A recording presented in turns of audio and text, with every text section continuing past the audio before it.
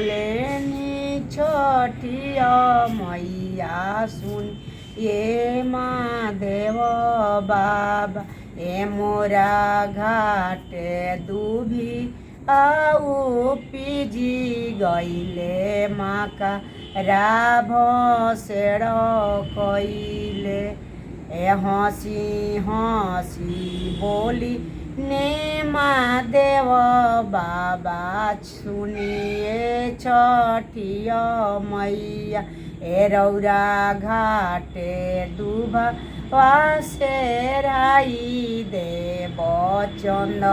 नेली पाई देव सुनिए छठिया मैया ए रौआ घाटे दूध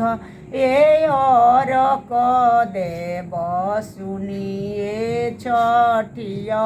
मैया कोपी कोपी बोले नी छठिया मैया सुनिए बरम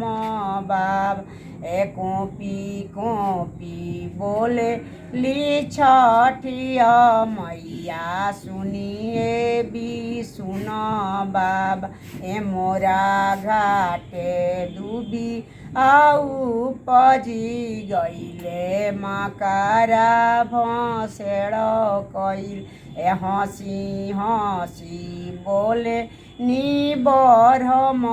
बाबा सुनी ये छठिया मैया ए रौरा घाटे दुभा वासे राई देव